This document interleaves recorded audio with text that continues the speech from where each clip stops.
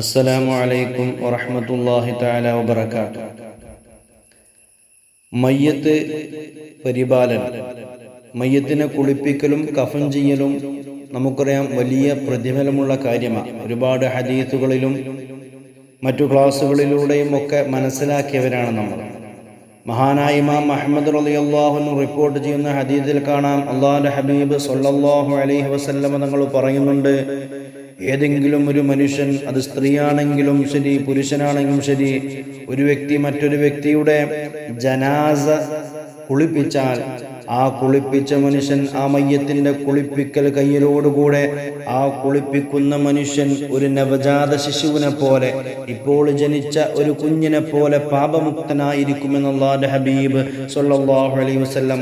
ഒരു കുഞ്ഞ് വീഴുമ്പോൾ ആ കുഞ്ഞൊരു തെറ്റും ചെയ്യാത്ത പാപമുക്തനായിരിക്കുമല്ലോ, അതുപോലെ പാപമുക്തനായിരിക്കും ആ മയ്യത്ത് കുളിപ്പിച്ച മനുഷ്യൻ. അല്ലാഹുവിന്റെ ഹബീബ് സ്വല്ലല്ലാഹു അലൈഹി വസല്ലം നമുക്ക് പഠിപ്പിച്ചു തരികയാണ്.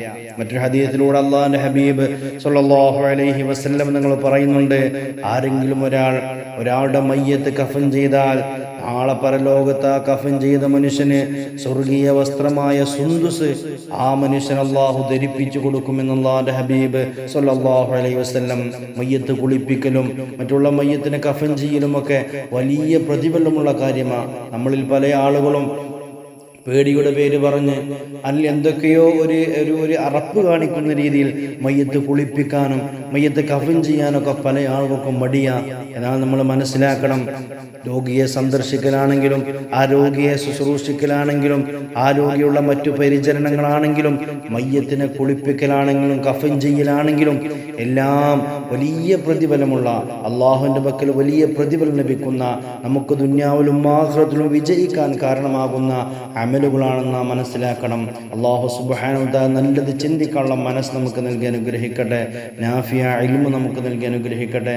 നമ്മുടെ കൂട്ടത്തിൽ ഒരുപാട് രോഗികളുണ്ട്, അല്ലാഹു ആഫിയത്തുള്ള ദീർഘായുസ് നൽകി അനുഗ്രഹിക്കട്ടെ. നമ്മിൽ നിന്ന് മരണപ്പെട്ടു പോയവർ അല്ലാഹു മഗ്ഫിറത്ത് നൽകി അനുഗ്രഹിക്കട്ടെ. ആമീൻ.